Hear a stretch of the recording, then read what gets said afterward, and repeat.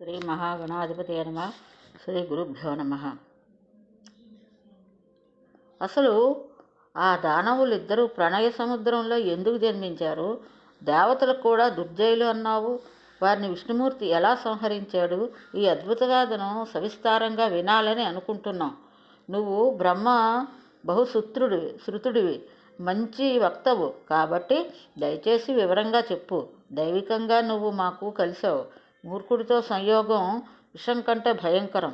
నీ వంటి విజ్ఞుడితో కలయిక అమృతంతో సమానం.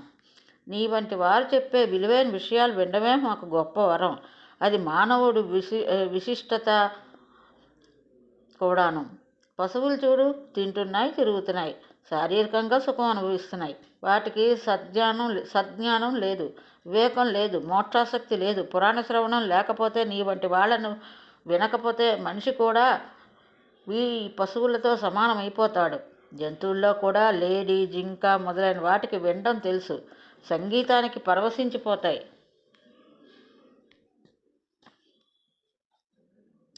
ఇంకా పాముల సంగతి తెలిసిందే కదా.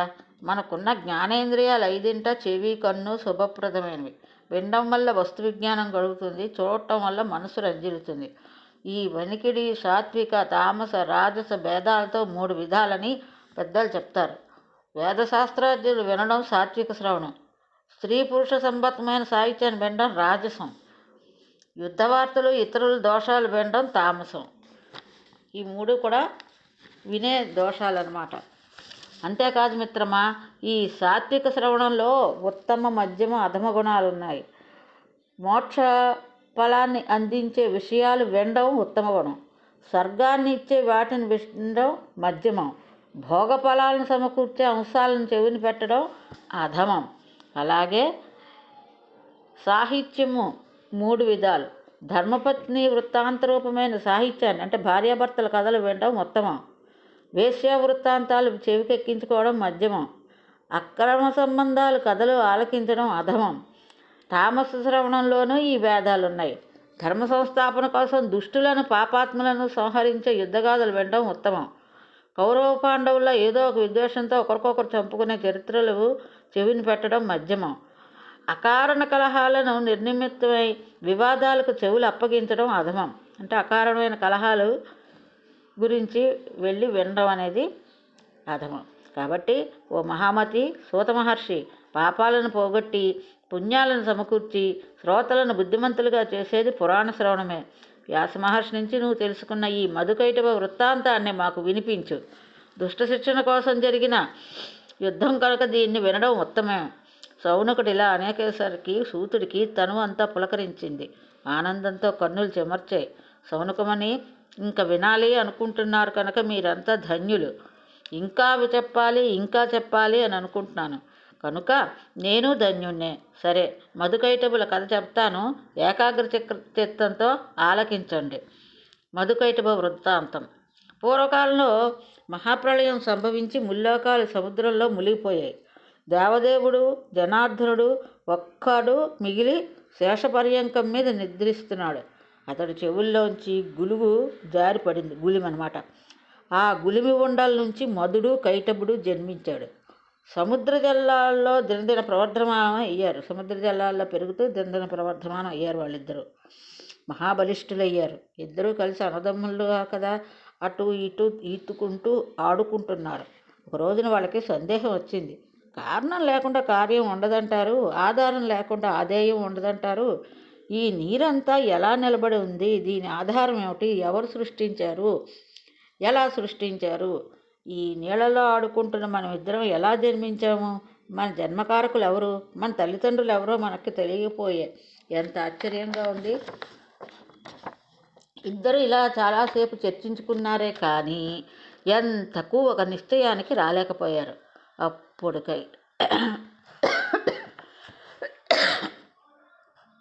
అప్పుడు కైటభుడు అన్నాడు కదా, మధు, మనం ఇలా నీళ్లలో ఉండడానికి కారణం మహాశక్తి. ఆవిడే మనలను సృష్టిస్తుంది. ఈ నీళ్లను కూడా సృష్టించింది ఆ శక్తియే. వీటికి ఆధారం కూడా ఆమెయే. నా బుద్ధికి తోచిన సంగతి చెప్పాను అన్నాడు. సరిగ్గా అదే సమయానికి ఆకాశం నుంచి ఒక మనోహరమైన శబ్దం వినబడ్డాది. ఆ వాగ్బీజాన్ని ఇద్దరు విన్నారు. పదే పదే మన్నం చేసుకున్నారు. అంతలోకి శుభసూచకంగా ఆకాశంలో ఒక పెద్ద మెరుపు మెరిసింది. మనకు వినిపించిన వాగ్బీజం నిస్సంశయంగా ఒక మంత్రం అని ఆ ఇద్దరు గ్రహించారు. అదే జపించారు. నిరాహారులై జితేంద్రులై ఏకాగ్రచిత్రంతో 1000 సంవత్సరాల పాటు ఆ మంత్రాన్ని జపిస్తూ మహాతపస్సు చేశారు. మహాశక్తి ప్రసన్నురాలైంది. దర్శనమిచ్చింది. వరం కోరుకోమంది. స్వేచ్ఛా మరణం అనుగ్రహించమని ఇద్దరు ముక్తకంఠంతో అభ్యర్థించారు. అమ్మవారు తదాస్తు అంది. దేవదానులకు అజేయులం. మన చావు మన ఆధీనం. మధుకైటలకు మదం ఎక్కింది. ఇష్టం వచ్చినట్టు ఆ మహాసముద్రంలో క్రీడిస్తున్నారు. స్వేచ్ఛగా సంచరిస్తున్నారు. ఉన్నట్టుండి ఒక రోజున బ్రహ్మదేవుడు వాళ్ళ కంటపడ్డాడు. పద్మాసనం మీద కూర్చుని నిర్మలంగా జపం చేసుకుంటున్నాడు. అతన్ని సమీపించి ఇద్దరు మాతో యుద్ధం చేయమని అడిగారు. లేదంటే పద్మాసనం వదిలేసి వెంటనే వెళ్ళిపో అన్నారు. దుర్బలుడికి ఇంతటి సుఖాసనం మీద కూర్చునే యోగ్యత లేదన్నారు. ఇది వీరభోగ్యం. నువ్వు పిరికివాడివి, దిగు పో అని బ్రహ్మదేవుని అన్నారు. పాపం ప్రజాపతి చింతాకుతులయ్యాడు. ఏం చేయడానికి తోచలేదు. కాలు చెయ్యి ఆడలేదు. ఇద్దరు బలవంతులు. కొయ్యబారి అలాగే ఉండిపోయాడు. బాగా ఆలోచించాడు. సామ దాన భేద దండోపాయాలను బేరీజు వేశాడు. వీళ్ళ బలం ఎంతటిదో తెలియదు. అంచేత యుద్ధానికి దిగడం మంచిది కాదు. మదమత్తులేని దుష్టుల్ని పోనీ పొగిడి మంచి చేసుకుందామా అంటే నా నిర్బలత్వం వీళ్ళకి తెలిసిపోతుంది. స్వయంగా ప్రకటించుకుని వాడిని అవుతాను. అప్పుడు ఇద్దరిలో ఎవడో ఒకడు నన్ను సంహరించేస్తాడు. కాబట్టి సామోపాయం పనికిరాదు. ఇలా మీదకు వచ్చి దానము ఫలించదు. ఇక మిగిలింది భేదం. అది ఎలా సాధ్యమో ఆలోచించాలి. ఆదిశేషుడి మీద పడుకుని హాయిగా నిద్రపోతున్న విష్ణుమూర్తిని లేపుతాను. అతడు చతుర్భుజుడు, మహాబలశాలి. ఈ కష్టం నుండి కడతేరుస్తాడు. ఇలా నిశ్చయించుకుని బ్రహ్మదేవుడు విష్ణుమూర్తిని స్తుతించాడు. హే దీననాథ, హరే విష్ణు, వామన, మాధవ, నిద్రలే నిద్రలే, భక్తార్తిహారక, ఋషికేశ, సర్వవాస, జగత్పతి, ఉత్తిష్ట ఉత్తిష్ట, అంతర్యామిన్, అమేయాత్మన్, హే వాసుదేవ, హే జగత్పతే, దుష్టశత్రు వినాశక, చక్రగదాధర, సర్వజ్ఞ, సర్వలోకేశ, సర్వశక్తి సమన్విత, పాహిమాం పాహిమాం, విశ్వంబర, విశాలాక్ష, పుణ్యశ్రవణ కీర్తన, జగజ్జోనే, నిరాకార, సర్గస్థిత్యంచకారక. ఇదిగో ఇద్దరు రాక్షసులు నన్ను చంపడానికి వచ్చారు. కష్టాల్లో ఉన్నాను, గమనించలేదా? శరణు శరణు, ఉపేక్షించకు. నీ జగత్పాలకత్వం నిరాధారం అయిపోతుంది. రక్షించు రక్షించు. బ్రహ్మదేవుడు ఎంతసేపు స్తుతించినా శ్రీహరి నిద్ర లేవలేదు. అది యోగ నిద్ర. ఆ శక్తికి వివసుడై నిద్రపోతున్నాడు. ఇప్పుడు ఏం చెయ్యాలో వివరించుకు పాలుపోలేదు. ఈ మదమత్తులిద్దరిని చంపడానికి సిద్ధంగా ఉన్నారు. ఏం చేయను, ఎక్కడికి పోను, ఎవరిని శరణు వేడను? ఇలా దిగులు పడుతూ ఉండగా మెరుపులో ఒక ఆలోచన వచ్చింది. ఆ యోగ నిద్రనే స్తుతిద్దాం అనుకున్నాడు. ఆ శక్తి నన్ను రక్షిస్తుంది అనుకున్నాడు. విష్ణుమూర్తినే ఇచ్చేతుడిని చేసిందంటే ఆ శక్తి సామాన్యమైంది కాదు.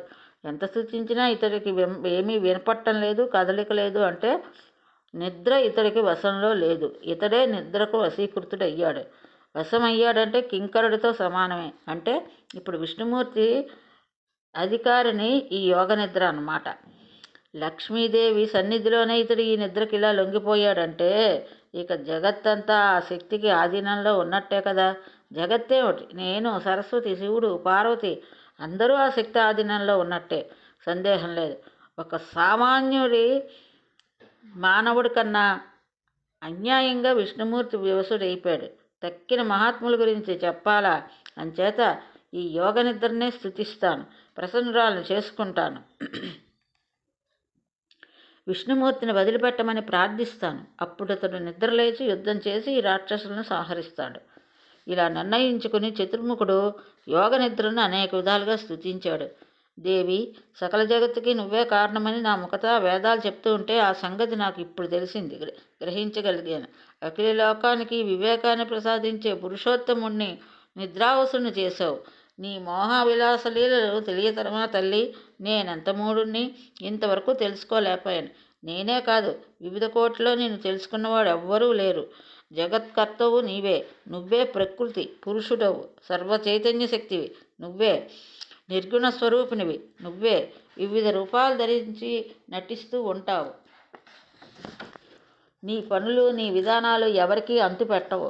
నీకు నామరూపాలు కల్పించి మునీశ్వరులు త్రికాలాల్లో నిన్ను సంధ్యగా ధ్యానిస్తూ ఉంటారు.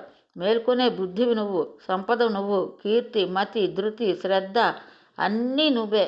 విష్ణుమూర్తికి నీకు వసుడై నా కళ్ళ ఎదుట కనబడుతుంటే ఇంక వేరే ప్రమాణం కావాలా? వేదవేత్తలే కాదు, వేదాలు నిన్ను పూర్తిగా అర్థం చేసుకోలేకపోయి. అంతటి దుర్జయువు. ఇక మేమనగా ఎంత? యజ్ఞయాగాల్లో ఋత్విజులు స్వాహా శబ్దంతో నీ నామధేయాన్ని ఉచ్చరించకపోతే ఆయా దేవతలకు పురోడాసుభాగాలు అందవు. దేవతలకు భుక్తిదాయివి నువ్వు.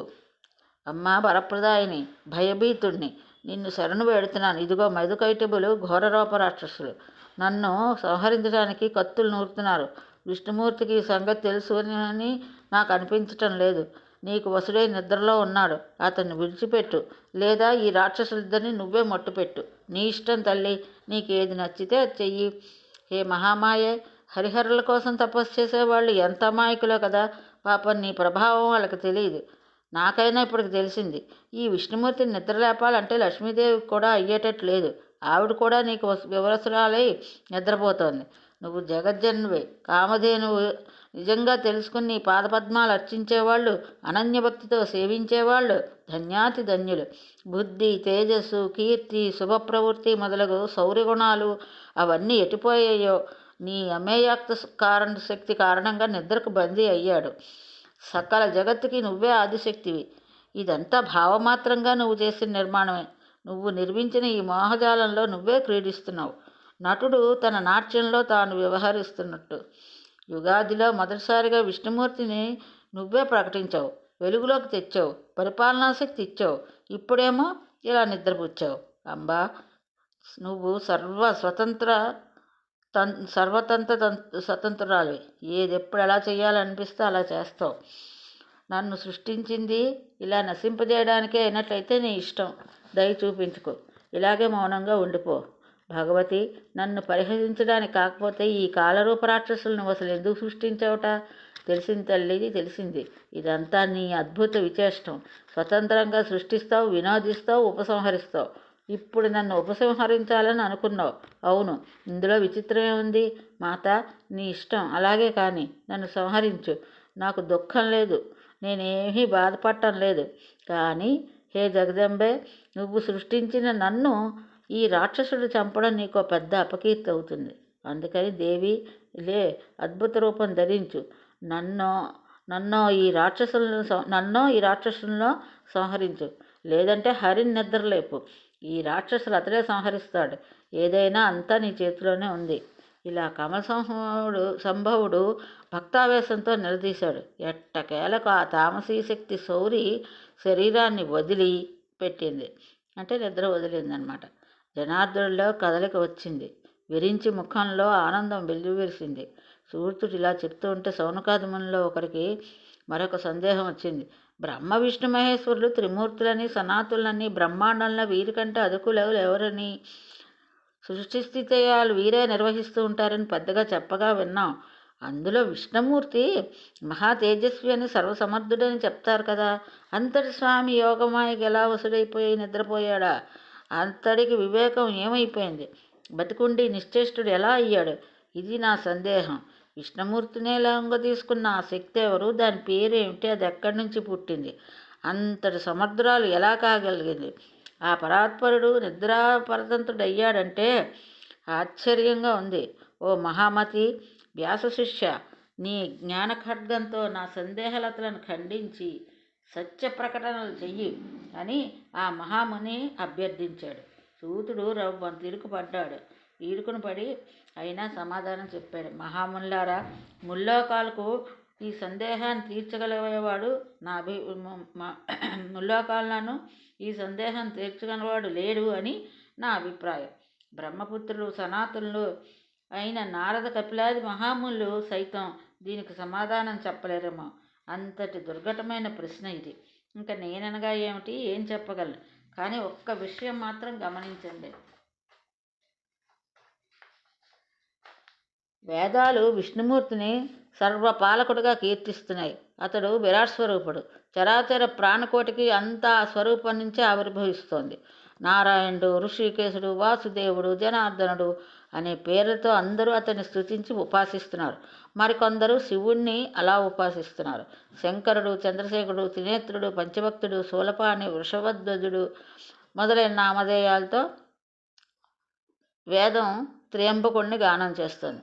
అర్ధనారీశ్వరుడిగా, కైలాసవాసిగా, సర్వశక్తి సమన్వితుడిగా, భూతనాథుడిగా, దక్షయజ్ఞ వినాశకుడిగా భక్తులు కీర్తిస్తున్నారు.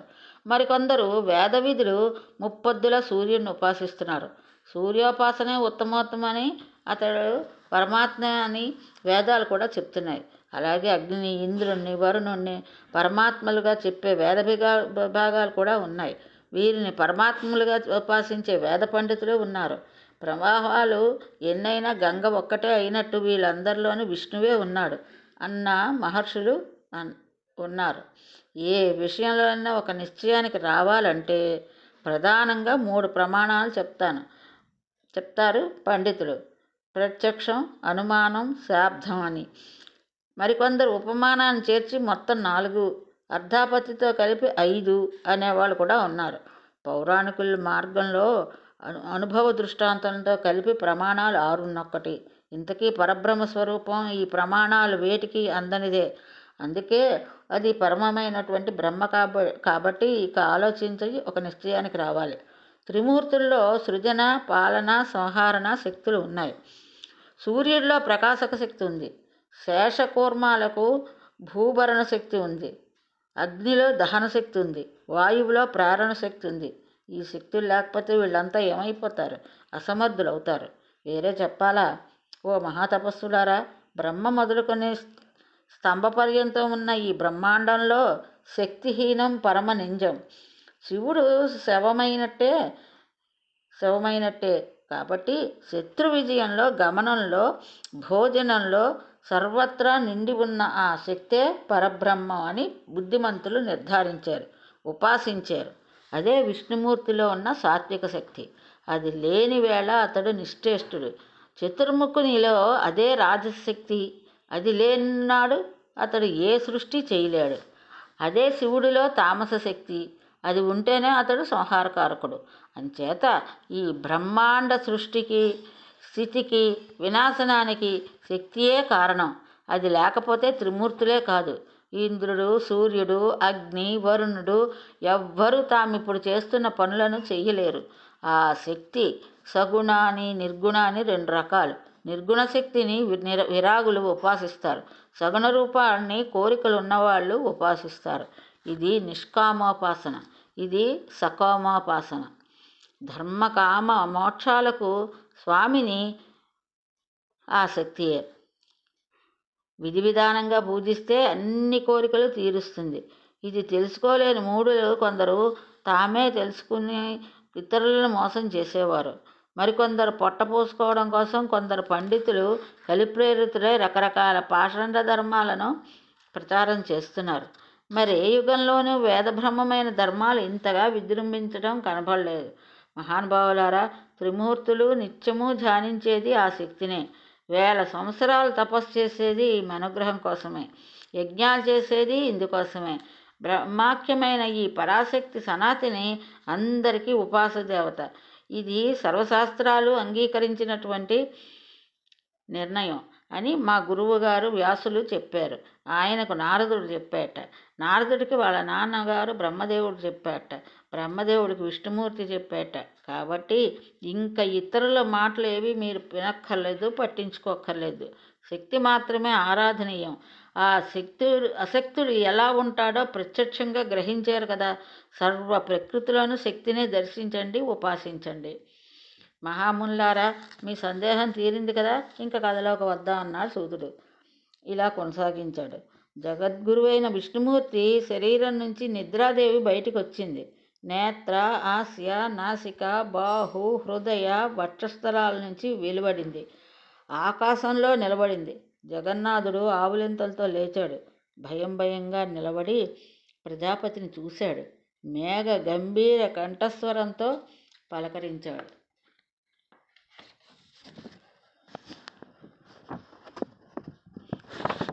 పద్మజ తపస్సు వదిలేసి ఇలా వచ్చావెందుకని విచారంగా కనబడుతున్నాడు. ఈ కారణం ఏమిటి? తండ్రి వాసుదేవ, నీ చెవి గులిమి నుంచి పుట్టిన మధుకైటభ రాక్షసులు నన్ను చంపడానికి వచ్చారు. భయపడి నీ సన్నిధికి వచ్చాను. శరణు శరణు, త్రాహిమాం. అలాగా చిత్రముఖ, భయపడకు. వాళ్ళని నేను సంహరిస్తాను. వాళ్ళకి ఆయువు మూడింది. వస్తారు, నా మీదకే వస్తారు, చస్తారు. విష్ణుమూర్తి ఇలా అంటూ ఉండగానే వాళ్ళు వచ్చారు. మదగర్వతులై వచ్చారు. ఆ నీళ్లలో నిరాధారులై నిలబడి, ఓయి నలువ, పారిపోయి ఇక్కడికి వచ్చావా? రా, యుద్ధం చేయి. ఈయన కళ్ళ ముందే ఇక్కడ నేను సంహరిస్తాను. తర్వాత ఈయన పని పడతాం. మహాసర్పం మీద కులుకుతున్నాడు కదా, ముందు నువ్వు రా, యుద్ధం చేయి, లేదా దాసున్నని ఒప్పుకో అని గద్దించారు. విష్ణుమూర్తి కల్పించుకుని, దానవులారా రండి, నాతో యుద్ధం చేయండి, మీ మదం వదిలిచేస్తాను. ఈ ఆహ్వానానికి మధుకైటవులు అగ్రహోదగ్రులయ్యారు. ముందుగా మధుడు కలబడ్డాడు. కైటవుడు నిలబడ్డాడు. మల్ల యుద్ధం జరుగుతోంది. మధుడు అలసిపోతుంటే కైటవుడు అందుకున్నాడు. అతడు అలసిపోతే మళ్ళీ మధుడు. ఇలా ఇద్దరు మారి మారి శౌరితో అంటే విష్ణుమూర్తితో పోరాడుతున్నారు. సన్నిధిలో బ్రహ్మదేవుడు, ఆకాశంలో నిద్రాదేవి ప్రేక్షక పాత్ర వహిస్తున్నారు. విష్ణుమూర్తి అలసిపోతున్నాడే తప్ప వాళ్ళిద్దరిలో ఎక్కడా అలసట్లేదు. 5000 సంవత్సరాలు గడిచాయి. కారణం ఏమిటి చెప్పమని హరి ఆలోచించాడు. నేనెందుకు అలసిపోతున్నాను? నా శక్తి ఏమైంది? వీళ్ళు అసలు అలసిపోవటం లేదేమిటి? వీళ్ళకి ఈ శక్తి ఎక్కడి నుంచి వచ్చింది?